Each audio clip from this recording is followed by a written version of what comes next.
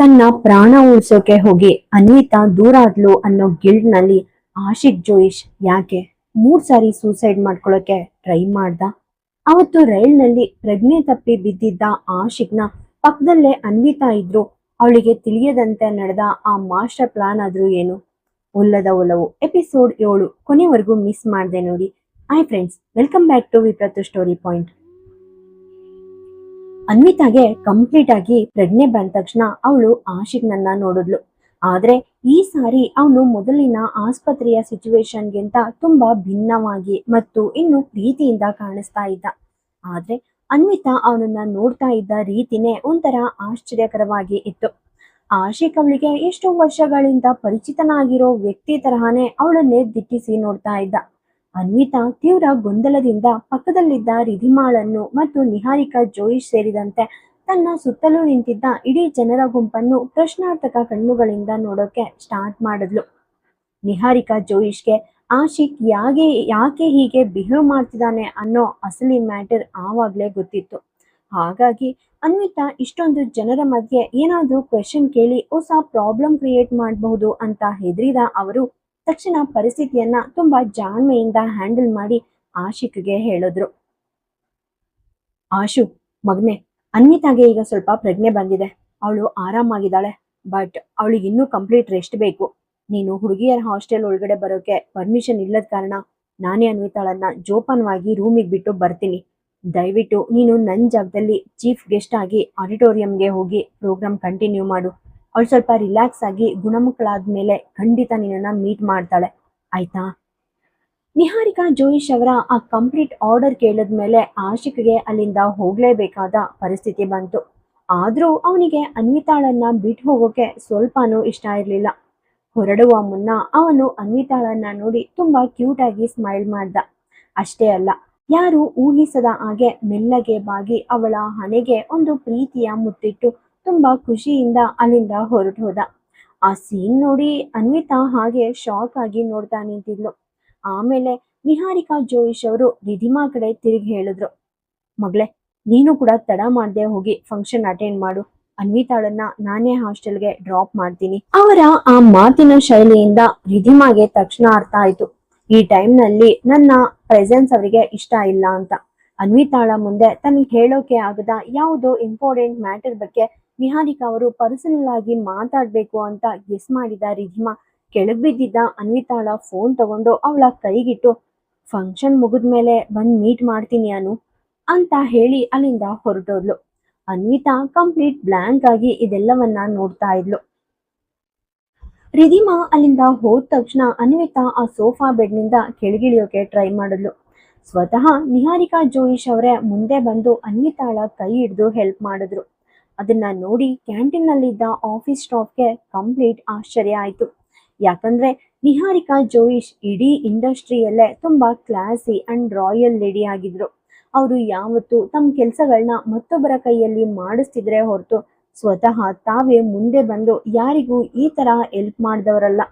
ಆದ್ರೆ ಇಂದು ಅವರು ಅನ್ವಿತಾಳನ್ನ ತುಂಬಾ ಜಾಗರೂಕತೆಯಿಂದ ನಡ್ಸ್ಕೊಂಡು ಬಂದು ಪಕ್ಕದಲ್ಲಿದ್ದ ಚೇರ್ ಮೇಲೆ ಕೂರಿಸಿ ಪ್ರೀತಿಯಿಂದ ಕೇಳಿದ್ರು, ಈಗ ನಿನ್ಗೆ ಹೇಗನ್ನಿಸ್ತಿದೆ ಅನ್ವಿತಾ?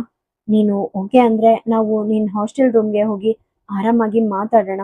ನೀನ್ ತುಂಬಾ ಕನ್ಫ್ಯೂಷನ್ ಅಲ್ಲಿ ಇದೆಯಾ ಅಂತ ನನಗ್ ಗೊತ್ತು. ಅವ್ರು ಹಾಗೆ ಹೇಳ್ತಿದ್ದಂತೆ ಅನ್ವಿತಾ ಟೇಬಲ್ ಸಪೋರ್ಟ್ ತಗೊಂಡು ಎದ್ ನಿಂತ್ಲು. ನಿಹಾರಿಕಾ ಅವರು ಅವಳ ಹೆಗಲ ಮೇಲೆ ಕೈ ಹಾಕಿ ಮೆಲ್ಲಗೆ ನಡೆಸಿ ಹೊರಗಡೆ ಇದ್ದ ಕಾರಿನ ಹತ್ರ ಕರ್ಕೊಂಡು ಹೋದ್ರು. ಆಕ್ಚುಲಿ ಅನ್ವಿತಾಗೆ ದೈಹಿಕವಾಗಿ ಯಾವುದೇ ದೊಡ್ಡ ಇಂಜುರಿ ಇರಲಿಲ್ಲ. ಆದ್ರೆ ಆ ಪ್ಯಾನಿಕ್ ಅಟ್ಯಾಕ್ ಮತ್ತು ವೀಕ್ನೆಸ್ ನಿಂದಾಗಿ ಇಡೀ ಬಾಡಿ ತುಂಬಾ ದುರ್ಬಲವಾಗಿತ್ತು. ಅವಳು ಹೇಗೋ ಕಷ್ಟಪಟ್ಟು ಕಾರ್ ತಲುಪಿದ್ಲು. ಅವಳು ನಿಹಾರಿಕಾ ಜೋಯಿಶ್ ಅವರ ಜೊತೆ ಕಾರ್ನಲ್ಲಿ ಸೀದಾ ಹಾಸ್ಟೆಲ್ಗೆ ಬಂದ್ಲು. ಅನ್ವಿತಾಳಿಗೆ ಉಳ್ಳು ಹಾಸಿನ ಕಿರುಕಿಳ ನಡೆದು ಅವಳು ಪ್ರಜ್ಞೆ ತಪ್ಪಿರೋ ಬ್ಯಾಡ್ ನ್ಯೂಸ್ ಆವಾಗ್ಲೇ ಹಾಸ್ಟೆಲ್ಗೆ ತಲುಪಿತ್ತು. ಹಾಗಾಗಿ ಹಾಸ್ಟೆಲ್ನಲ್ಲಿ ಫಂಕ್ಷನ್ಗೆ ಹೋಗದೆ ಅಲ್ಲೇ ಇದ್ದ ಕೆಲವು ಹುಡುಗಿಯರ ಹೆಲ್ಪ್ ತಗೊಂಡು ಅನ್ವಿತಾ ಕೊನೆಗೂ ತನ್ನ ರೂಮ್ ಒಳಗಡೆ ಎಂಟರ್ ಆದ್ಲು. ಬೆಳಿಗ್ಗೆ ಆತುರಾತುರವಾಗಿ ರೆಡಿ ಆಗಿದ್ರಿಂದ ಬೆಡ್ ಮೇಲೆ ಅವಳ ಬಟ್ಟೆಗಳು ಮತ್ತು ಕೆಲವು ವಸ್ತುಗಳು ಕಂಪ್ಲೀಟ್ ಆಗಿ ಚೆಲ್ಲಾಪಿಲ್ಲಿಯಾಗಿ ಬಿದ್ದಿದ್ವು. ಆದ್ರೆ ರೂಮಿನ ಉಳಿದ ಇಡೀ ಭಾಗ ಯಾರು ಇರದ ಹಾಗೆ ಕಂಪ್ಲೀಟ್ ಕ್ಲೀನ್ ಆಗಿ ಹೊಳಿತಾ ಇತ್ತು. ಅನ್ವಿತಾ ರೂಮ್ ಒಳಗಡೆ ಬಂದ ತಕ್ಷಣ ತನ್ನ ಈ ವೀಕ್ ಕಂಡೀಷನ್ ಅಲ್ಲೂ ಫಸ್ಟ್ ಆ ಬೆಡ್ ಮೇಲೆ ಬಿದ್ದಿದ್ದ ಬಟ್ಟೆಗಳನ್ನೆಲ್ಲ ನೀಟಾಗಿ ಮಡಚಿ ಕಪಾಟಿನಲ್ಲಿ ಇಟ್ಟು ಲಾಕ್ ಮಾಡಿದ್ಲು. ಅದು ಆಕ್ಚುಲಿ ರಿಧಿಮಾ ಅವಳಿಗೆ ಪ್ರೀತಿಯಿಂದ ಕೊಟ್ಟಿದ್ದ ಕೆಲವು ಡ್ರೆಸ್ಸಸ್ ಆಗಿದ್ವು. ಅನ್ವಿತಾ ಯಾವತ್ತೂ ತನ್ನ ಪ್ರತಿಯೊಂದು ಕೆಲಸವನ್ನ ತುಂಬಾ ಆರ್ಗನೈಸ್ಡ್ ಆಗಿ ಮಾಡ್ತಾ ಇದ್ಲು. ಅದು ಅವಳ ಸ್ಟ್ರಾಂಗ್ ಹ್ಯಾಬಿಟ್ ಆಗಿತ್ತು. ಅದಕ್ಕೆ ಒಂದು ಮುಖ್ಯ ಕಾರಣ ಏನಂದ್ರೆ ಅವಳ ಮಾಜಿ ಗಂಡ ವಿರಾಜ್ಗೆ ತೀವ್ರವಾದ OCD ಪ್ರಾಬ್ಲಮ್ ಇತ್ತು. ಮನೆಯಲ್ಲಿ ವಸ್ತುಗಳು ಸ್ವಲ್ಪ ಚೆದುರಿ ಬಿದ್ದಿದ್ರು ಅವನು ವಿಪರೀತ ಕೋಪಗೊಂಡು ಅವಳ ಮೇಲೆ ಇರಿಟೇಟ್ ಆಗ್ತಾ ಇದ್ದ. ಹಾಗಾಗಿ ಅವನಿಗೆ ಯಾವುದೇ ತೊಂದರೆ ಆಗ್ಬಾರ್ದು ಅಂತಾನೆ ಅನ್ವಿತಾ ಇಷ್ಟೊಂದು ವರ್ಷ ಮನೆಯಲ್ಲಿ ಪ್ರತಿಯೊಂದು ವಸ್ತುವನ್ನ ಪರ್ಫೆಕ್ಟ್ ಆಗಿ ಜಾಗದಲ್ಲಿ ಇಡೋ ಹ್ಯಾಬಿಟ್ ರೂಢಿ ಮಾಡ್ಕೊಂಡಿದ್ಲು. ನಿಹಾರಿಕಾ ಜೋಯಿಶ್ ಅವರು ಅನ್ವಿತಾ ರೂಮ್ಗೆ ಬರೋಕೆ ಒಂದು 5 ನಿಮಿಷ ಲೇಟ್ ಆಯ್ತು. ಯಾಕಂದ್ರೆ ಅವರು ಹೊರಗಡೆ ವಾರ್ಡನ್ ಹತ್ರ ಅನ್ವಿತಾಳ ಹೆಲ್ತ್ ಬಗ್ಗೆ ಕೆಲವು ಕ್ವೆಶನ್ಸ್ ಕೇಳಿ ವಿಚಾರಿಸ್ತಿದ್ರು. ಆದ್ರೆ ಅನ್ವಿತಾಗೆ ಅದ್ರ ಬಗ್ಗೆ ಏನೂ ಗೊತ್ತಿರ್ಲಿಲ್ಲ. ನಿಹಾರಿಕಾ ಅವರು ರೂಮ್ ಒಳಗೆ ಬಂದು ಅಲ್ಲಿನ ಆ ಪರ್ಫೆಕ್ಟ್ ಕ್ಲೀನ್ನೆಸ್ ನೋಡಿ ಕಂಪ್ಲೀಟ್ ಆಗಿ ಇಂಪ್ರೆಸ್ ಆದ್ರು. ಅಲ್ಲಿದ್ದ ಒಂದು ಚೇರ್ ಮೇಲೆ ಕುಳಿತುಕೊಳ್ತಾ ತನ್ನ ಮುನ್ನ ನಿಂತಿದ್ದ ಅನ್ವಿತಾಗೆ ಹೇಳಿದ್ರು, ಅನ್ವಿತಾ ಪ್ಲೀಸ್ ಫಸ್ಟ್ ನೀನ್ ಬೆಡ್ ಮೇಲೆ ಕುಳಿತುಕೋ. ನಿನ್ನ ಹೆಲ್ತ್ ಇನ್ನು ಪೂರ್ತಿ ಸರಿ ಹೋಗಿಲ್ಲ. ಗುಣಮುಖ್ ಪ್ಲೀಸ್ ಇವಳಿಗೆ ತಿನ್ನೋಕೆ ಏನಾದರೂ ಲೈಟ್ ಫುಡ್ ಆರ್ಡರ್ ಮಾಡಿ. ಆ್ಯಂಡ್ ಹೌದು, ನಮಗೊಂದು ಒಳ್ಳೆ ಕಾಫಿ ತರಿಸಿ. ಅನ್ವಿತಾ ನಿನ್ಗೆ ಯಾವ ಫ್ಲೇವರ್ ಕಾಫಿ ಇಷ್ಟ? ಅವರು ತನ್ನ PA ಗುಣಮುಖನನ್ನ ಒಳಗಡೆ ಕರೆದು ಆರ್ಡರ್ ಮಾಡಲು ಹೇಳ್ತಾ ಅನ್ವಿತಾಳ ಚಾಯ್ಸ್ ಕೇಳಿದ್ರು. ಅದಕ್ಕೆ ಅನ್ವಿತಾ ಇಲ್ಲ ಮೇಡಮ್, ನಾನು ಕಾಫಿ ಕುಡಿಯಲ್ಲ ಅಂತ ನಿರಾಕರಿಸಿದ್ರಿಂದ ಗುಣಮುಖ್ ಅಲ್ಲಿಂದ ಹೊರಟೋದ. ಅದಾದ್ಮೇಲೆ ರೂಮಿನಲ್ಲಿ ಸುಮಾರು 5 ನಿಮಿಷಗಳ ಕಾಲ ಕಂಪ್ಲೀಟ್ ಸೈಲೆನ್ಸ್ ಇತ್ತು. ನಿಹಾರಿಕಾ ಜೋಯಿಶ್ ಇಡೀ ರೂಮ್ ಸುತ್ತಲೂ ಒಮ್ಮೆ ಕಣ್ಣಾಡಿಸಿ ಅನ್ವಿತಾಗೆ ಹೇಳಿದ್ರು, ಅನ್ವಿತಾ ನಿನ್ ರೂಮ್ ನಿಜಕ್ಕೂ ತುಂಬಾ ನೀಟ್ ಆಗಿದೆ. ಸಾಮಾನ್ಯವಾಗಿ ಹಾಸ್ಟೆಲ್ ರೂಮ್ಸ್ ಅಂಡ್ ಅಲ್ಲಿರೋ ಸ್ಟೂಡೆಂಟ್ಸ್ ತುಂಬಾ ಮೆಸ್ಸಿ ಇರ್ತಾರೆ. ಬಟ್ ನೀನು ಎಲ್ರಿಗಿಂತ ತುಂಬಾ ಡಿಫ್ರೆಂಟ್ ಆಗಿದ್ಯಾ. ಅಂದ್ಹಾಗೆ ನಿನ್ಗೆ ನಮ್ಮ ಕಾಲೇಜ್ ಹೇಗೆ ಅನ್ನಿಸ್ತಿದೆ? ಇವತ್ತಿನ ಆ ಬ್ಯಾಡ್ ಇನ್ಸಿಡೆಂಟ್ ಬಿಟ್ರೆ ಬೇರೆ ಯಾವುದೇ ಪ್ರಾಬ್ಲಮ್ ಇಲ್ವಲ್ಲ? ಇಲ್ಲಿವರೆಗೆ ನಿನ್ನ ಅಕಾಡೆಮಿಕ್ ಪರ್ಫಾರ್ಮೆನ್ಸ್ ಕೂಡ ತುಂಬಾ ಚೆನ್ನಾಗಿದೆ ಅಂತ ಪ್ರೊಫೆಸರ್ಸ್ ಹೇಳ್ತಿದ್ರು. ಆದ್ರೆ ನೀನು ಕಾಲೇಜ್ನಲ್ಲಿ ಯಾರ ಜೊತೆನೂ ಜಾಸ್ತಿ ಮಿಂಗಲ್ ಆಗಲ್ಲ. ಯಾವಾಗ್ಲೂ ತುಂಬಾ ರಿಸರ್ವ್ಡ್ ಆಗಿ ಸೈಲೆಂಟ್ ಆಗಿರ್ತೀಯ. ಈ ವಯಸ್ಸಲ್ಲಿ ಹುಡುಗಿರು ಇಷ್ಟೊಂದು ಮೌನವಾಗಿ ಇರೋದು ಅಷ್ಟಾಗಿ ಸೂಟ್ ಆಗಲ್ಲ ಮಗಳೇ. ಮೇಲಾಗಿ ನಿನ್ನ ಫ್ರೆಂಡ್ ರಿಧಿಮಾ ಹೇಳ್ತಿದ್ಲು ನಿನ್ಗೆ ಕೆಲವು ಪರ್ಸನಲ್ ಮೆಂಟಲ್ ಹೆಲ್ತ್ ಇಶ್ಯೂಸ್ ಇದೆ ಅಂತೆ. ಅವರು ಇನ್ನೂ ಮುಂದೆ ಏನೋ ಹೇಳೋಕೆ ಹೋಗೋ ಮುನ್ನಾನೆ ಅನ್ವಿತಾ ಅವರ ಮಾತನ್ನ ಮಧ್ಯದಲ್ಲೇ ತಡೆದು ತುಂಬಾ ಸೀರಿಯಸ್ ಆಗಿ ಹೇಳಿದ್ಲು, ಮಿಸಸ್ ಜೋಯಿಶ್ ನೀವು ಡೈರೆಕ್ಟ್ ಆಗಿ ಮ್ಯಾಟರ್ಗೆ ಬರಬಹುದು. ಹೀಗೆ ಸುತ್ತಿ ಬಳಸಿ ಮಾತಾಡೋ ಅವಶ್ಯಕತೆ ಇಲ್ಲ ಅನ್ಸತ್ತೆ. ಅವಳ 6ನೇ ಇಂದ್ರಿಯ ಆವಾಗ್ಲೇ ಅವಳಿಗೆ ಅಲರ್ಟ್ ಮಾಡಿತ್ತು. ತನ್ನ ಎದುರು ಕುಳಿತಿರೋ ಈ ಮಹಾರಾಣಿ ನಿಹಾರಿಕಾ ಜೋಯಿಶ್ ತಾನು ಯಾವುದಕ್ಕೆ ಹೆದರುತ್ತಿದ್ದೇನೋ ಅಥವಾ ಯಾವುದನ್ನ ಕೇಳಲು ಹಿಂಜರಿಯುತ್ತಿದ್ದೇನೋ ಅದೇ ಮ್ಯಾಟರ್ ಬಗ್ಗೆ ಮಾತನಾಡೋಕೆ ಇಲ್ಲಿಗೆ ಬಂದಿದ್ದಾರೆ ಅಂತ ಅನ್ವಿತಾಗೆ ಕನ್ಫರ್ಮ್ ಆಗಿತ್ತು. ಅವಳ ಧ್ವನಿಯಲ್ಲಿ ಸ್ವಲ್ಪ ಒರಡುತನ ಎದ್ದು ಕಾಣಿಸ್ತಿತ್ತು. ಆದ್ರೆ ತನ್ಗೆ ಈ 6 ತಿಂಗಳಿಂದ ಸಿಕ್ಕಿರೋ ಇಷ್ಟೊಂದು ದೊಡ್ಡ ಲಕ್ಷುರಿ ಸೌಕರ್ಯ ಮತ್ತು ಅತಿಯಾದ VIP ಅಟೆನ್ಷನ್ಗೆ ಬೆಲೆ ಕೊಡೋ ಅಸಲಿ ಟೈಮ್ ಈಗ ಬಂದಿದೆ ಅನ್ನೋದು ಅವಳಿಗೆ ಶೂರ್ ಆಗಿತ್ತು. ಅನ್ವಿತಾ ಆಲ್ರೆಡಿ ಬಿಸ್ನೆಸ್ ಮ್ಯಾನೇಜ್ಮೆಂಟ್ ಓದಿದ್ರಿಂದ ಜನರ ಮೈಂಡ್ ರೀಡ್ ಮಾಡೋದ್ರಲ್ಲಿ ತುಂಬಾ ಎಕ್ಸ್ಪರ್ಟ್ ಆಗಿದ್ಲು. ತನ್ನ ಮುಂದೆ ಕುಳಿತಿರೋ ಈ ಮಹಿಳೆ ಸಾಮಾನ್ಯ ಲೇಡಿ ಅಲ್ಲ ಅನ್ನೋದು ಅವಳಿಗೆ ಚೆನ್ನಾಗಿ ಗೊತ್ತಿತ್ತು. ಅವರ ಮುಖದಲ್ಲಿದ್ದ ಆ ಗಂಭೀರತೆ ಮತ್ತು ಶಾಂತತೆ ನೋಡ್ತಾ ಇದ್ರೆ ಅವ್ರು ಈಗ ಹೇಳಕೊಟ್ಟಿರೋ ವಿಷಯ ಸಡನ್ ಆಗಿ ಪ್ಲಾನ್ ಮಾಡಿದ್ದಲ್ಲ, ಬದಲಾಗಿ ತುಂಬಾ ತಿಂಗಳುಗಳ ಮುಂಚೆಯೇ ಡಿಸೈಡ್ ಮಾಡಿ ಇಟ್ಟಿರೋ ದೊಡ್ಡ ಪ್ಲಾನ್ ಅನ್ನೋದು ಅವಳಿಗೆ ಅರ್ಥ ಆಯ್ತು. ಶ್ರೀಮತಿ ನಿಹಾರಿಕಾ ಜೋಯಿಶ್ ಆ ಮೊದಲನೇ ದಿನದ ಭೇಟಿಯಿಂದಲೇ ಅನ್ವಿತಾಳ ಈ ಖಡಕ್ ಮಾತನಾಡುವ ಸ್ಟೈಲ್ಗೆ ಫುಲ್ ಇಂಪ್ರೆಸ್ ಆಗಿದ್ರು. ಅವಳ ಧ್ವನಿಯಲ್ಲಿರೋ ಆ ಒಂದು ಕ್ಯೂಟ್ ಆಟಿಟ್ಯೂಡ್ ಅವರಿಗೆ ತುಂಬಾ ಇಷ್ಟವಾಗ್ತಾ ಇತ್ತು. ಸೊಸೈಟಿಯಲ್ಲಿ ಕೆಲವರು ಇದನ್ನ ಅಸಭ್ಯತೆ ಅಂದ್ಕೊಂಡ್ರು, ನಿಹಾರಿಕಾಗೆ ಮಾತ್ರ ಇವಳ ಈ ಶಾರ್ಪ್ ಮೈಂಡ್ ಅಂಡ್ ಪರ್ಸನಾಲಿಟಿ ಇನ್ನೂ ಅಟ್ರಾಕ್ಟಿವ್ ಆಗಿ ಕಾಣಿಸ್ತಿತ್ತು. ಅವರು ಒಂದು ಸುದೀರ್ಘವಾದ ಉಸಿರು ತಗೊಂಡು ಅನ್ವಿತಾಳನ್ನ ದಿಟ್ಟಿಸಿ ನೋಡ್ತಾ ತುಂಬಾ ಸೀರಿಯಸ್ ವಾಯ್ಸ್ ನಲ್ಲಿ ಹೇಳಿದ್ರು, ನೀನ್ ಹೇಳಿದ್ದು 100ಕ್ಕೆ 100 ಕರೆಕ್ಟ್ ಅನ್ವಿತಾ. ಟೈಮ್ ವೇಸ್ಟ್ ಮಾಡ್ದೆ ನಾನು ಡೈರೆಕ್ಟ್ ಆಗಿ ವಿಷಯಕ್ಕೆ ಬರ್ಬೇಕು. ಆದ್ರೆ ಏನ್ ಮಾಡೋದು ಹೇಳು, ಈ ಮ್ಯಾಟರ್ ಅಷ್ಟು ಸಿಂಪಲ್ ಆಗಿಲ್ಲ. ಮೇಲಾಗಿ ವಿಷಯ ನನ್ನ ಪ್ರೀತಿಯ ಮಗ ಆಶಿಕ್ ಬಗ್ಗೆ ಇರೋದ್ರಿಂದ ಇದು ಖಂಡಿತ ಸರಳವಾಗಿರೋಕೆ ಸಾಧ್ಯನೇ ಇಲ್ಲ. ಆದ್ರೆ ನೀನು ಮ್ಯಾಟರ್ ನೇರವಾಗಿ ಕೇಳಬೇಕು ಅನ್ಕೊಳ್ತಿರೋದ್ರಿಂದ ನಾನು ಸ್ಪಷ್ಟವಾಗಿ ಹೇಳ್ತೀನಿ ಕೇಳು. ನನ್ನ ಮಗನ್ಗೆ ಇನ್ಮೇಲೆ ಲೈಫ್ನಲ್ಲಿ ನೀನ್ ಬೇಕು ಅಂಡ್ ನಮ್ಗೆ ನಮ್ಮ ಮಗ ವಾಪಸ್ ಬೇಕು. ಅವ್ರ ಬಾಯಿಂದ ಆ ಮಾತು ಕೇಳಿದ ತಕ್ಷಣ ಅನ್ವಿತಾಗೆ ಯಾರೋ ತಲೆಗೆ ಸುತ್ತಿಗೆಯಿಂದ ಹೊಡೆದ ಹಾಗೆ ಭಾಸವಾಯಿತು. ತನ್ನ ಮುಂದೆ ಕುಳಿತಿರೋ ನಿಹಾರಿಕಾ ಜೋಯಿಶ್ ಸುಮ್ಮನೆ ಆಟ ಆಡ್ತಿದಾರೋ ಅಥವಾ ತಮ್ಮ ಮಾತುಗಳನ್ನ ಕನ್ಫ್ಯೂಸ್ ಮಾಡ್ತಿದಾರೋ ಅವಳಿಗೆ ಅರ್ಥ ಆಗ್ಲಿಲ್ಲ. ಅವಳು ದಿಗ್ಭ್ರಮೆಯಿಂದ ಸೈಲೆಂಟ್ ಆಗಿ ಕುಳಿತಿದ್ದನ್ನ ನೋಡಿ ನಿಹಾರಿಕಾ ಜೋಯಿಶ್ ಮುಖದಲ್ಲಿ ಒಂದು ಚಾಣಾಕ್ಷ ನಗು ಮೂಡ್ತು. ಅವರು ಒಂದು ಕಾಲಿನ ಮೇಲೆ ಇನ್ನೊಂದು ಕಾಲ್ ಹಾಕೊಂಡು ಸ್ಟೈಲ್ ಆಗಿ ಕುಳಿತು ಹೇಳಿದ್ರು, ಹಾಗಾದ್ರೆ ಈ ಕಥೆಯನ್ನ ನಾವು ಮೊದಲಿನಿಂದಾನೇ ಸ್ಟಾರ್ಟ್ ಮಾಡೋಣ ಅಲ್ವಾ? ಅದಕ್ಕೆ ಅನ್ವಿತಾಗೆ ಹೌದು ಎಂದು ತಲೆಯಾಡಿಸೋದನ್ನ ಬಿಟ್ಟು ಬೇರೆ ದಾರಿ ಇರಲಿಲ್ಲ. ಆಮೇಲೆ ನಿಹಾರಿಕಾ ಜೋಯಿಶ್ ಆ ಹಳೆಯ ದೊಡ್ಡ ರಹಸ್ಯವನ್ನ ಬಿಚ್ಚಿಡೋಕೆ ಸ್ಟಾರ್ಟ್ ಮಾಡಿದ್ರು. ಈ ಇಡೀ ಸ್ಟೋರಿ ಸ್ಟಾರ್ಟ್ ಆಗಿದ್ದು ಸುಮಾರು 5-6 ವರ್ಷಗಳ ಹಿಂದೆ. ಆವಾಗ ಆಶಿಕ್ ತನ್ನ ಬಿಸ್ನೆಸ್ ಸ್ಟಡೀಸ್ ನಲ್ಲಿ ಪೋಸ್ಟ್ ಗ್ರಾಜುಯೇಷನ್ ಮುಗಿಸೋಕೆ ಅಂತ ಆಸ್ಟ್ರೇಲಿಯಾಕ್ಕೆ ಹೋಗಿದ್ದ. ಅವನು ಓದಿನ ಜೊತೆಗೆ ಅಲ್ಲೇ ನಮ್ಮ ಬಿಸ್ನೆಸ್ ಕೂಡ ಹ್ಯಾಂಡಲ್ ಮಾಡ್ತಾ ತುಂಬಾ ಒಳ್ಳೆ ಹೆಸರು ಮಾಡ್ತಾ ಇದ್ದ. ಆದ್ರೆ ಕಾರ್ಪೊರೇಟ್ ಪ್ರಪಂಚದಲ್ಲಿ ಯಾವುದೇ ಕೆಲಸ ಪರ್ಫೆಕ್ಟ್ ಆಗಿ ಮಾಡ್ಬೇಕು ಅಂದ್ರೆ ಅದರ ಪ್ರತಿಯೊಂದು ಸೂಕ್ಷ್ಮ ಸೂತ್ರಗಳನ್ನ ಕಲಿಯೋದು ತುಂಬಾ ಇಂಪಾರ್ಟೆಂಟ್. ಹಾಗಾಗಿ ಅವನ ತಂದೆ ವಿಶ್ವನಾಥ್ ಜೋಯಿಶ್ ಆಶುನನ್ನ ಆಸ್ಟ್ರೇಲಿಯಾದಲ್ಲಿದ್ದ ತಮ್ಮ ಒಬ್ಬ ಬಾಲ್ಯದ ಪ್ರಾಣ ಸ್ನೇಹಿತನ ಹತ್ರ ಕಳಿಸ್ಕೊಟ್ಟಿದ್ರು. ಅವರು ಅಲ್ಲಿನ ಒಂದು ಅತ್ಯಂತ ಫೇಮಸ್ ಇಂಟರ್ನ್ಯಾಷನಲ್ ಯೂನಿವರ್ಸಿಟಿಯಲ್ಲಿ ಸೀನಿಯರ್ ಪ್ರೊಫೆಸರ್ ಆಗಿದ್ರು. ಅಷ್ಟೇ ಅಲ್ಲ, ನಮ್ಮ ಬಿಸ್ನೆಸ್ನ ಇಂಪಾರ್ಟೆಂಟ್ ಡಿಸಿಷನ್ಸ್ಗೆ ಅವರೇ ಅನಧಿಕೃತ ಸಲಹೆಗಾರರಾಗಿದ್ರು. ವಿಶ್ವನಾಥ್ ಅವರು ಆಶಿಕ್ ಆರಾಮಾಗಿ ಇರ್ಲಿ ಅಂತಾನೆ ಆಸ್ಟ್ರೇಲಿಯಾದಲ್ಲಿ 1 ಕೋಟಿ ಬೆಲೆ ಬಾಳುವ luxury flat and brand new car ಕೊಡಿಸಿದ್ರು. ಈ ತರ ಅವನ ಕಾಲೇಜ್ ಲೈಫ್ ಸ್ಟಾರ್ಟ್ ಆಯ್ತು. ಕಾಲೇಜಿಗೆ ಜಾಯಿನ್ ಆದ ಕೇವಲ 1 ತಿಂಗಳ ಒಳಗಡೆ ಆಶಿಕ್ ಅಲ್ಲಿ ತುಂಬಾ ಜನರ ಜೊತೆ ಒಳ್ಳೆ ಫ್ರೆಂಡ್ಶಿಪ್ ಬೆಳೆಸ್ಕೊಂಡ. ಆದ್ರೆ ಆ ಎಲ್ಲಾ ಫ್ರೆಂಡ್ಸ್ ಮಧ್ಯೆ ಆಶುಗೆ ಅನ್ವಿತಾ ಅನ್ನೋ ಒಬ್ಬ ಇಂಡಿಯನ್ ಹುಡುಗಿ ತುಂಬಾ ಸ್ಪೆಷಲ್ ಆಗಿ ಕನೆಕ್ಟ್ ಆದ್ಲು. ಅವಳು ತುಂಬಾ ordinary middle class back ground ನಿಂದ ಬಂದ ಹುಡುಗಿ. ಆಸ್ಟ್ರೇಲಿಯಾಕ್ಕೆ ಸ್ಕಾಲರ್ಶಿಪ್ ಪಡ್ಕೊಂಡು ಓದೋಕ್ ಬಂದಿದ್ಲು. ಅವಳು ತನ್ನ ದಿನನಿತ್ಯದ ಓದಿನ ಖರ್ಚನ್ನ ಮ್ಯಾನೇಜ್ ಮಾಡೋಕೆ ಅಂತಾನೆ ಅಲ್ಲಿ ಪಾರ್ಟ್ ಟೈಮ್ ಆಗಿ ಟ್ಯಾಕ್ಸಿ ಕೂಡ ಡ್ರೈವ್ ಮಾಡ್ತಾ ಇದ್ಲು. ಅವಳ ಆ ಶಾರ್ಪ್ ಇಂಟೆಲಿಜೆನ್ಸ್, ಲೈಫ್ ಮೇಲಿರೋ ಎಥಿಕ್ಸ್ ಮತ್ತು ಅವಳ ಅದ್ಭುತವಾದ ಥಾಟ್ಸ್ ನೋಡಿ ಆಶಿಕ್ ಅವಳಿಗೆ ಕಂಪ್ಲೀಟ್ ಫ್ಲಾಟ್ ಆಗಿದ್ದ.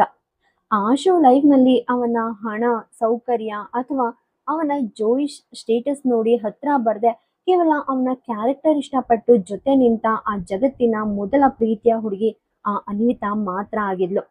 ಅವರಿಬ್ರು ದಿನ ಕಳೆದಂತೆ ತುಂಬಾ ಪ್ರಾಣ ಸ್ನೇಹಿತರಾದ್ರು. ಇನ್ನೂ ಕ್ಲಿಯರ್ ಆಗಿ ಹೇಳ್ಬೇಕಂದ್ರೆ ಇಬ್ಬರ ನಡುವೆ ಕಣ್ಣಿಗೆ ಕಾಣದ ದೊಡ್ಡ ಲವ್ ಸ್ಟೋರಿನೇ ಬಿಲ್ಡ್ ಆಗಿತ್ತು. ಎಲ್ಲವೂ ತುಂಬಾ ಹ್ಯಾಪಿಯಾಗಿ ಮೂವ್ ಆಗ್ತಾ ಇತ್ತು. ಆದ್ರೆ ಅವರ ಸೆಕೆಂಡ್ ಇಯರ್ ಮುಗಿಯೋ ಟೈಮ್ಗೆ ಆಸ್ಟ್ರೇಲಿಯಾದಲ್ಲಿ ಸಡನ್ ಆಗಿ ಇಂಟರ್ನ್ಯಾಷನಲ್ ಸ್ಟೂಡೆಂಟ್ಸ್ ವಿರುದ್ಧ ದೊಡ್ಡ ಮಟ್ಟದ ಜನಾಂಗೀಯ ಗಲಭೆಗಳು ಸ್ಟಾರ್ಟ್ ಆದ್ವು. ಆಸ್ಟ್ರೇಲಿಯನ್ ಅಲ್ಲದ ಹೊರದೇಶದ ವಿದ್ಯಾರ್ಥಿಗಳನ್ನ ಗುರಿಯಾಗಿಸ್ಕೊಂಡು ಅಲ್ಲಿನ ಲೋಕಲ್ ಗ್ಯಾಂಗ್ಸ್ ಅಟ್ಯಾಕ್ ಮಾಡ್ತಾ ಇದ್ರು. ಆಶಿಕ್ ಓದ್ತಾ ಇದ್ದ ಕಾಲೇಜ್ ಕೂಡ ಇದಕ್ಕೆ ಹೊರತಾಗಿರ್ಲಿಲ್ಲ. ಒಂದು ರಾತ್ರಿ ತನ್ನ ಪಾರ್ಟ್ ಟೈಮ್ ನೈಟ್ ಶಿಫ್ಟ್ ಮುಗಿಸಿದ ಅನ್ವಿತಾ ಆ ಟ್ಯಾಕ್ಸಿಯನ್ನ ಅದರ ಓನರ್ ಮನೆಗೆ ವಾಪಸ್ ಕೊಡೋಕೆ ಅಂತ ಹೋಗ್ತಾ ಇದ್ಲು. ಆವಾಗ ಆಶಿಕ್ ಮತ್ತು ಅವನ ಇಬ್ಬರು ಆಸ್ಟ್ರೇಲಿಯನ್ ಫ್ರೆಂಡ್ಸ್ ಕೂಡ ಅದೇ ಕಾರ್ನಲ್ಲಿ ಅವಳ ಜೊತೆ ಇದ್ರು. ಟ್ಯಾಕ್ಸಿ ಓನರ್ ಮನೆಗೆ ಕಾರ್ ಕೊಟ್ಟು ಆಮೇಲೆ ಆಶಿಕ್ ಫ್ಲಾಟ್ ನಲ್ಲಿ ಒಂದು ಸಣ್ಣ ಪಾರ್ಟಿ ಮಾಡಬೇಕು ಅನ್ನೋದು ಅವರ ಪ್ಲಾನ್ ಆಗಿತ್ತು. ಆ ಟ್ಯಾಕ್ಸಿ ಓನರ್ ಮನೆ ಆಶಿಕ್ ಫ್ಲಾಟ್ ಇಂದ ತುಂಬಾ ಹತ್ರದಲ್ಲೇ ಇತ್ತು. ಆದ್ರೆ ವಿಧಿಯ ಆಟ ಬೇರೆನೇ ಇತ್ತು. ಅದು ಅಂದು ಸಿಟಿಯಲ್ಲಿ ಗಲಭೆ ಹೆಸರಿನಲ್ಲಿ ಲೂಟಿ ಮಾಡ್ತಾ ಇದ್ದ ಕೆಲವು ಕ್ರಿಮಿನಲ್ಸ್ನ ಜನಾಂಗೀಯ ಗ್ಯಾಂಗ್ ಅನ್ವಿತಾ ಡ್ರೈವ್ ಮಾಡ್ತಾ ಇದ್ದ ಆ ಟ್ಯಾಕ್ಸಿಯನ್ನ ಬೈಕ್ ನಲ್ಲಿ ಫಾಲೋ ಮಾಡೋಕೆ ಸ್ಟಾರ್ಟ್ ಮಾಡಿದ್ರು. ಕಾರ್ ಸ್ವಲ್ಪ ದೂರ ಹೋಗಿ ಒಂದು ನಿರ್ಜನ ಖಾಲಿ ರಸ್ತೆಗೆ ಬರ್ತಿದ್ದಂತೆ ಆ ಗ್ಯಾಂಗ್ನವರು ಟ್ಯಾಕ್ಸಿ ಮುಂಭಾಗ ತಮ್ಮ ಬೈಕ್ ಅಡ್ಡ ಇಟ್ಟು ಕಾರ್ ಬಲವಂತವಾಗಿ ನಿಲ್ಸಿದ್ರು. ಅವರು ಕಾರ್ನಲ್ಲಿದ್ದ ಎಲ್ರಿಗೂ ಗನ್ ತೋರಿಸಿ ಹೊರಗ್ ಬರುವಂತೆ ಬೆದರಿಸಿದ್ರು. ಕಾರ್ನಲ್ಲಿದ್ದ 4 ಹೆದರಿ ಹೊರಗ್ ಬಂದ್ರು. ಆ ಕಳ್ಳರು ಅವ್ರ ಹತ್ರ ಇದ್ದ ಇಡೀ ದುಡ್ಡು, ಮೊಬೈಲ್ ಅಂಡ್ ಎಕ್ಸ್ಪೆನ್ಸಿವ್ ವಾಚಸ್ ಎಲ್ಲವನ್ನ ಕಿತ್ಕೊಂಡ್ರು. ಅನ್ವಿತಾ ಅಂಡ್ ಫ್ರೆಂಡ್ಸ್ ಯಾವುದೇ ಆರ್ಗ್ಯುಮೆಂಟ್ ಇಲ್ಲದೆ ಎಲ್ಲವನ್ನ ಅವರಿಗೆ ಕೊಟ್ಬಿಟ್ರು. ಆದ್ರೆ ಆ ಕ್ರೂರಿಗಳು ಅಷ್ಟಕ್ಕೆ ಸುಮ್ಮನಾಗದೆ ಆಶಿಕ್ ಇಂಡಿಯನ್ ಅಂತ ಗೊತ್ತಾಗ್ತಿದ್ದಂತೆ ಅವನ ಮೇಲೆ ವಿಪರೀತವಾಗಿ ಅಟ್ಯಾಕ್ ಮಾಡಿ ಹೊಡೆಯೋಕೆ ಸ್ಟಾರ್ಟ್ ಮಾಡಿದ್ರು. ಅನ್ವಿತಾ ಮತ್ತು ಉಳಿದ ಇಬ್ಬರು ಫ್ರೆಂಡ್ಸ್ ಆ ರೌಡಿಗಳನ್ನ ತಡೆಯೋಕೆ ಟ್ರೈ ಮಾಡಿದಾಗ ಆ ಗ್ಯಾಂಗ್ ಲೀಡರ್ ಸಡನ್ ಆಗಿ ಆ ಇಬ್ರು ಆಸ್ಟ್ರೇಲಿಯನ್ ಹುಡುಗರ ಕಡೆ ಗನ್ ಪಾಯಿಂಟ್ ಮಾಡಿ ಶೂಟ್ ಮಾಡ್ತೀನಿ ಅಂತ ವಾರ್ನ್ ಮಾಡ್ದ. ಆ ಗನ್ ನೋಡಿದ ತಕ್ಷಣ ಆ ಇಬ್ರು ಹುಡುಗರು ಹಿಂದಕ್ಕೆ ಹೆದರಿ ಸರಿದ್ರು. ಆದ್ರೆ ಅನ್ವಿತಾ ಮಾತ್ರ ತನ್ನ ಪ್ರಾಣದ ಹಂಗು ತೊರೆದು ಆಶಿಕ್ನನ್ನ ಕಾಪಾಡೋಕೆ ಸೀದಾ ಆ ರೌಡಿಗಳ ಮುಂದೆ ಬಂದ್ ನಿಂತ್ಲು. ಅವಳ ಆ ಧೈರ್ಯ ನೋಡಿ ಸಿಟ್ಟುಗೊಂಡ ಆ ಗ್ಯಾಂಗ್ ಲೀಡರ್ ತಕ್ಷಣ ಅನ್ವಿತಾಳ ಹೆಗಲಿಗೆ ಗುಂಡು ಹಾರಿಸ್ಬಿಟ್ಟ. ಗನ್ ಸೌಂಡ್ ಕೇಳ್ತಿದ್ದಂತೆ ಆ ಕಾರ್ನಲ್ಲಿದ್ದ ಇಬ್ಬರು ಫ್ರೆಂಡ್ಸ್ ಕಂಪ್ಲೀಟ್ ಆಗಿ ಹೆದರಿ ಪ್ರಾಣ ಉಳಿಸ್ಕೊಳ್ಳೋಕೆ ಅಲ್ಲಿಂದ ಕತ್ಲಲ್ಲಿ ಓಡ್ ಹೋದ್ರು. ಆ ರೌಡಿಗಳು ಆಮೇಲೆ ಕೆಳಬಿದ್ದಿದ್ದ ಆಶಿಕ್ಗೆ ಶೂಟ್ ಮಾಡೋಕೆ ಗನ್ ರೆಡಿ ಮಾಡಿದ್ರು. ಆದ್ರೆ ಹೆಗ್ಲಿಗೆ ಗುಂಡು ತಗಲಿ ತೀವ್ರ ರಕ್ತಸ್ರಾವ ಆಗ್ತಾ ಇದ್ರು. ಆ ಕಂಪ್ಲೀಟ್ ಪ್ರಜ್ಞಾಹೀನ ಸ್ಥಿತಿಯಲ್ಲೂ ಅನ್ವಿತಾ ಹೇಗೋ ಕಷ್ಟಪಟ್ಟು ಮುಂದೆ ನುಗ್ಗಿ ಆ ರೌಡಿಯ ಕೈಯಲ್ಲಿದ್ದ ಗನ್ನನ್ನ ಜೋರಾಗಿ ನೂಕಿದ್ಲು. ಆ ರಭಸಕ್ಕೆ ಅವನ ಬ್ಯಾಲೆನ್ಸ್ ತಪ್ಪಿ ಗನ್ ರಸ್ತೆಯ ಮೇಲೆ ಬೀಳ್ತು. ಇದರಿಂದ ಆ ರೌಡಿಗೆ ವಿಪರೀತ ಕೋಪ ಬಂತು. ಅವನು ಕೆಳಗಿನಿಂದ ಎದ್ದು ಆ ಗಾಯಗೊಂಡಿದ್ದ ಅಮಾಯಕ ಅನ್ವಿತಾಳನ್ನ ತುಂಬಾ ಕ್ರೂರವಾಗಿ ದೈಹಿಕವಾಗಿ ಹಿಂಸಿಸಿ ಹೊಡೆಯೋಕೆ ಸ್ಟಾರ್ಟ್ ಮಾಡ್ದ. ಇನ್ನೊಂದ್ ಕಡೆ ಅವನ ಇಬ್ಬರು ಸಹಚರರು ಹಾಕಿ ಸ್ಟಿಕ್ ತಗೊಂಡು ಆಶಿಕ್ ತಲೆಗೆ ಗಟ್ಟಿಯಾಗಿ ಹೊಡೆದ್ರು. ಆ ರಭಸಕ್ಕೆ ಆಶಿಕ್ ಜಾಗದಲ್ಲೇ ಕಂಪ್ಲೀಟ್ ಕೋಮಾ ಸ್ಥಿತಿಗೆ ಜಾರಿ ಪ್ರಜ್ಞೆ ಕಳ್ಕೊಂಡ. ಅಷ್ಟರಲ್ಲಿ ಅನ್ವಿತಾಳನ್ನ ಹೊಡಿತಾ ಇದ್ದ ಆ ರಾಕ್ಷಸ ರಸ್ತೆ ಮೇಲೆ ಬಿದ್ದಿದ್ದ ತನ್ನ ಗನ್ ತಗೊಂಡ. ಅನ್ವಿತಾಳ ಶರೀರದ ಮೇಲೆ ಕಂಟಿನ್ಯೂಸ್ ಆಗಿ 5-6 ರೌಂಡ್ಸ್ ಗುಂಡ್ ಹಾರಿಸ್ಬಿಟ್ಟ. ಆದ್ರೆ ಅದೃಷ್ಟವಶಾತ್ ಆ ಕತ್ಲಲ್ಲಿ ಓಡ್ ಹೋಗಿದ್ದ ಆಶಿಕ್ನ ಇಬ್ರು ಫ್ರೆಂಡ್ಸ್ ಅಷ್ಟರಲ್ಲೇ ಅಲ್ಲಿನ ಲೋಕಲ್ ಆಸ್ಟ್ರೇಲಿಯನ್ ಪೊಲೀಸರನ್ನ ಕರ್ಕೊಂಡು ಅಲ್ಲಿಗೆ ಓಡ್ ಬಂದಿದ್ರು. ಪೊಲೀಸ್ ಸೈರನ್ ಸೌಂಡ್ ಕೇಳಿಸ್ತಿದ್ದಂತೆ ಆ ಕ್ರಿಮಿನಲ್ಸ್ ಗ್ಯಾಂಗ್ ತಕ್ಷಣ ಅಲ್ಲಿಂದ ಬೈಕ್ ಹತ್ತಿ ಎಸ್ಕೇಪ್ ಆದ್ರು. ಪೊಲೀಸರು ತಕ್ಷಣ ಆಶಿಕ್ ಅಂಡ್ ಅನ್ವಿತಾ ಇಬ್ರನ್ನು ಅಲ್ಲಿನ ಸೀನಿಯರ್ ಮಲ್ಟಿ ಸ್ಪೆಷಾಲಿಟಿ ಹಾಸ್ಪಿಟಲ್ಗೆ ಅಡ್ಮಿಟ್ ಮಾಡಿದ್ರು. ಆಶಿಕ್ ತಲೆಗೆ ಪೆಟ್ಟಾಗಿದ್ರಿಂದ ಅವನು ಪ್ರಾಣಾಪಾಯದಿಂದ ಪಾರಾಗಿದ್ರು ಕಂಪ್ಲೀಟ್ ಆಗಿ ಕೋಮಾ ಸ್ಥಿತಿಯಲ್ಲಿದ್ದ. ಆದ್ರೆ ಆ ಇಡೀ ಬಾಡಿಗೆ ಗುಂಡು ತಗಲಿದ್ದ ಆ ಮೊದಲನೇ ಅನ್ವಿತಾಳ ಕಂಡೀಷನ್ ಮಾತ್ರ ವಿಪರೀತ ಕ್ರಿಟಿಕಲ್ ಆಗಿತ್ತು. ಅವಳು ಬದುಕೋ ಚಾನ್ಸಸ್ ತುಂಬಾ ಕಮ್ಮಿ ಇತ್ತು. ಬೇಸರದ ಸಂಗತಿ ಅಂದ್ರೆ ಅವಳ ಆ ಪರಿಸ್ಥಿತಿ ತಿಳಿದ ಮೇಲೂ ಇಂಡಿಯಾದಿಂದ ಅವಳ ಮನೆಯವರು ಯಾರೊಬ್ರು ಅವಳನ್ನ ನೋಡೋಕೆ ಆಸ್ಟ್ರೇಲಿಯಾಕ್ಕೆ ಬರಲೇ ಇಲ್ಲ. ಅದಾದ ಕೆಲವು 2 ದಿನಗಳ ನಂತರ ಆ ಹಾಸ್ಪಿಟಲ್ ಬೆಡ್ ಮೇಲಿದ್ದ ಅನ್ವಿತಾ ಸಡನ್ ಆಗಿ ಅಲ್ಲಿಂದ ನಿಗೂಢವಾಗಿ ಕಣ್ಮರೆಯಾಗೋದ್ಲು. ಇನ್ನೊಂದ್ ಕಡೆ ಆಶಿಕ್ ಜೋಯಿಶ್ ಒಬ್ಬ ದೊಡ್ಡ ಕೋಟ್ಯಾಧಿಪತಿಯ ಮಗನಾಗಿದ್ರಿಂದ ಇಂಡಿಯನ್ ಎಂಬೆಸಿ ಈ ಇನ್ಸಿಡೆಂಟ್ ತುಂಬಾ ಸೀರಿಯಸ್ ಆಗಿ ತಗೊಂಡು ಆಸ್ಟ್ರೇಲಿಯಾ ಗೌರ್ಮೆಂಟ್ ಮೇಲೆ ವಿಪರೀತ ಪ್ರೆಷರ್ ಹಾಕ್ತು. ಹಾಗಾಗಿ ಅಲ್ಲಿನ ಪೊಲೀಸರು ತಕ್ಷಣ ಆಕ್ಷನ್ ತಗೊಂಡು ಆ 3 ಜನಾಂಗೀಯ ದುಷ್ಕರ್ಮಿಗಳನ್ನ ಅರೆಸ್ಟ್ ಮಾಡಿದ್ರು. ಆದ್ರೆ ಅಲ್ಲಿನ ಗೌರ್ಮೆಂಟ್ ತನ್ನ ದೇಶದ ಇಮೇಜ್ ಹಾಳಾಗಬಾರ್ದು ಅಂತ ಕೋರ್ಟ್ ನಲ್ಲಿ ಆ ಅಟ್ಯಾಕ್ ಕೇಸನ್ನ ಕೇವಲ ಒಂದು ಆರ್ಡಿನರಿ ದರೋಡೆ ಅಂತ ಅಂಡ್ ಹಲ್ಲೆ ಕೇಸ್ ಅಂತ ಸಾಬೀತ್ ಮಾಡಿದ್ರು. ಆ 3ರಿಗೆ ಜಸ್ಟ್ 4 ವರ್ಷ ಜೈಲ್ ಶಿಕ್ಷೆ ಕೊಟ್ಟು ಕೇಸ್ ಕ್ಲೋಸ್ ಮಾಡ್ತು. ಎಲ್ಲದಕ್ಕಿಂತ ಆಶ್ಚರ್ಯ ಅಂದ್ರೆ ಆಸ್ಟ್ರೇಲಿಯಾ ಗೌರ್ಮೆಂಟ್ ತನ್ನ ಮುಖ ಉಳಿಸ್ಕೊಳ್ಳೋಕೆ ಆ ಇಡೀ ಕೇಸ್ ಫೈಲ್ಸ್ ಮತ್ತು ಕಾಲೇಜ್ ರೆಕಾರ್ಡ್ಸ್ ನಿಂದ ಆ ಅನ್ವಿತಾ ಅನ್ನೋ ಹೆಸರನ್ನೇ ಕಂಪ್ಲೀಟ್ ಆಗಿ ಡಿಲೀಟ್ ಮಾಡಿಬಿಟ್ಟಿತ್ತು. ಆ ಸಿಟಿಯಲ್ಲಿ ಅನ್ವಿತಾ ಅನ್ನೋ ಹುಡುಗಿ ಯಾವತ್ತೂ ಬದುಕಿಯೇ ಇರಲಿಲ್ಲ ಎನ್ನುವಂತೆ ಇಡೀ ಸಾಕ್ಷಿಗಳನ್ನ ನಾಶ ಮಾಡಲಾಗಿತ್ತು. ಆ ಕಾಲೇಜಿನಲ್ಲಿ ಆ ದಿನದ ನಂತರ ಅನ್ವಿತಾಗೆ ಏನಾಯ್ತು, ಅವಳು ಬದುಕಿದಾಳೋ ಅಥವಾ ಸತ್ತಿದಾಳೋ ಅನ್ನೋ ಸಣ್ಣ ಸುಳಿವು ಕೂಡ ಯಾರಿಗೂ ಸಿಗ್ಲಿಲ್ಲ. ಆಶಿಕ್ನ ಆ ಇಬ್ಬರು ಆಸ್ಟ್ರೇಲಿಯನ್ಸ್ ಫ್ರೆಂಡ್ಸ್ ಕೂಡ ಗೌರ್ಮೆಂಟ್ಗೆ ಹೆದರಿ ಕೋರ್ಟ್ನಲ್ಲಿ ಅನ್ವಿತಾ ಅನ್ನೋ ಹುಡುಗಿ ಅಲ್ಲಿ ಇರ್ಲೇ ಇಲ್ಲ ಅಂತ ಕಂಪ್ಲೀಟ್ ಆಗಿ ಸುಳ್ಳು ಸ್ಟೇಟ್ಮೆಂಟ್ ಕೊಟ್ರು. ಆದ್ರೆ ಇಂಡಿಯಾದಲ್ಲಿ ಕುಳಿತು ಆಶಿಕ್ ಜೊತೆ ವಿಡಿಯೋ ಕಾಲ್ ನಲ್ಲಿ ಮಾತಾಡ್ತಿದ್ದಾಗ ಆ ಅನ್ವಿತಾಳನ್ನ ಕಣ್ಣಾರೆ ಕಂಡಿದ್ದ ನನಗ್ ಮಾತ್ರ ಗೊತ್ತು ಅವಳು ಬದುಕಿದ್ಲು ಅಂತ. ಅಂಡ್ ನನ್ಗೆ ನನ್ ಮಗ ಅವಳನ್ನ ಪ್ರಾಣಕ್ಕಿಂತ ಜಾಸ್ತಿ ಲವ್ ಮಾಡ್ತಾ ಇದ್ದ. ಅಲ್ಲಿನ ಗೌರ್ಮೆಂಟ್ ಈ ತರ ಕಪಟ ನಾಟಕ ಆಡಿದೆ ಅಂತ ತಿಳಿದ ತಕ್ಷಣ ನಾನು ಆ ಕೋಮಾದಲ್ಲಿದ್ದ ಆಶುನನ್ನ ಮುಂದಿನ ಹೈಯರ್ ಟ್ರೀಟ್ಮೆಂಟ್ಗಾಗಿ ಆಸ್ಟ್ರೇಲಿಯಾದಿಂದ ಸೀದಾ ಲಂಡನ್ಗೆ ಶಿಫ್ಟ್ ಮಾಡಿಸ್ದೆ. ನನ್ ಮಗ ಆ ಘಟನೆಯ ನಂತರ ಸತತ 2 ತಿಂಗಳುಗಳ ಕಾಲ ಕಂಪ್ಲೀಟ್ ಕೋಮಾ ಸ್ಟೇಟಸ್ ನಲ್ಲೇ ಇದ್ದ. ಅವನು ಕೋಮಾದಿಂದ ಹೊರಗೆ ಬಂದು ಪ್ರಕೃತಿ ಸ್ಥಿತನಾಗಲು ಸುಮಾರು 1 ವರ್ಷಕ್ಕೂ ಹೆಚ್ಚು ಟೈಮ್ ತಗೊಂತು. ಯಾವಾಗ ಅವನ ಮೆಂಟಲ್ ಹೆಲ್ತ್ ಸ್ವಲ್ಪ ಸ್ಟೇಬಲ್ ಆಯ್ತೋ ಅವನು ಕಣ್ಬಿಟ್ಟ ತಕ್ಷಣ ಫಸ್ಟ್ ಕೇಳಿದ್ದೆ ಅನ್ವಿತಾ ಎಲ್ಲಿದ್ದಾಳೆ ಅಂತ. ಆದ್ರೆ ಆ ಪ್ರಶ್ನೆಗೆ ನಮ್ಮ ಹತ್ರ ಯಾವುದೇ ಆನ್ಸರ್ ಇರಲಿಲ್ಲ.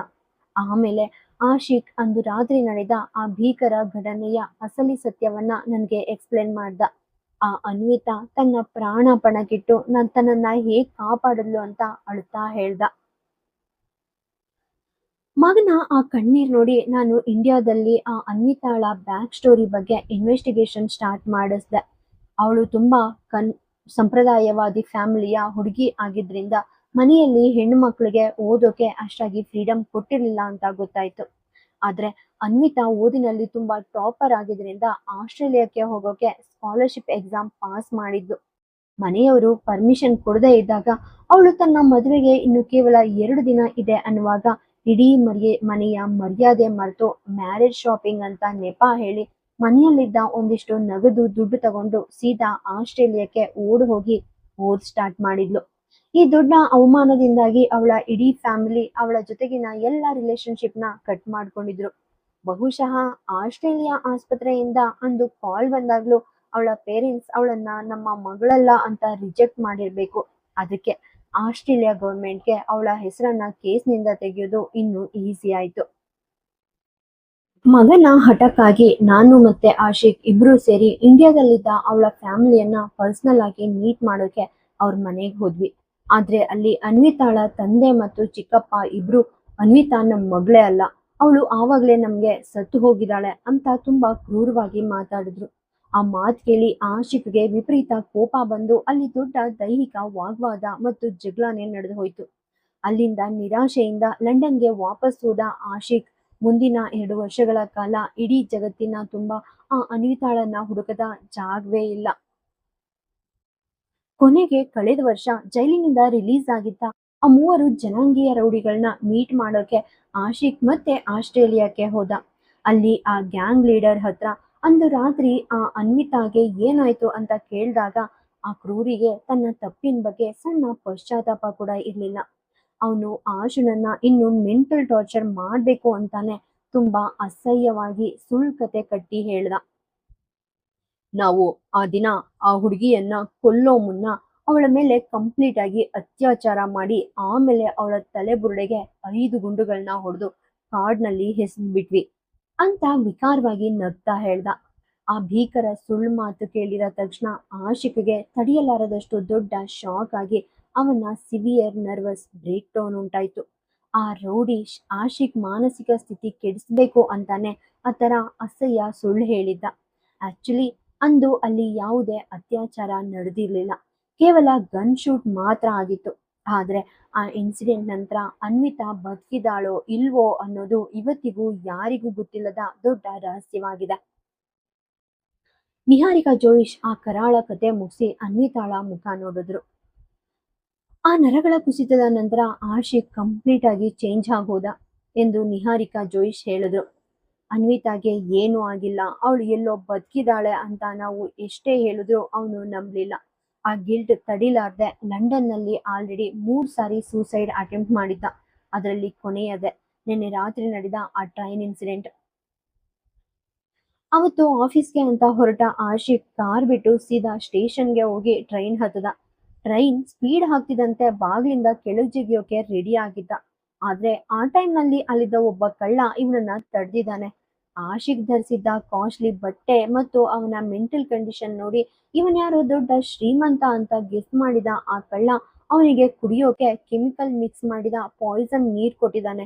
ಆಶಿಕ್ ಪ್ರಜ್ಞೆ ಕಳ್ಕೊಳ್ತಿದ್ದ ಹಾಗೆ ಆ ಕಳ್ಳ ಅವನನ್ನ ಕರ್ಕೊಂಡ್ ಬಂದು ಸೀದಾ ನಿನ್ನ ಮುಂಭಾಗದ ಬರ್ತ್ನಲ್ಲೇ ಮಲಗಿಸಿದ್ದ. ಆವಾಗ ನೀನು ಕಣ್ಮುಚ್ಚಿ ನಿನ್ನದೇ ನೋವಿನಲ್ಲಿ ಮಲಗಿದ್ದೆ.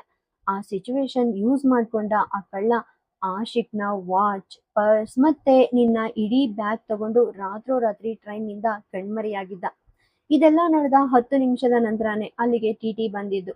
ಅದಾದ್ಮೇಲೆ ಏನಾಯ್ತು ಅಂತ ನಿನಗೆ ಗೊತ್ತೇ ಇದೆ ಅಲ್ವಾ? ನಿಹಾರಿಕಾ ಜೋಯಿಶ್ ಕತೆ ಮುಗಿಸಿದ್ರು.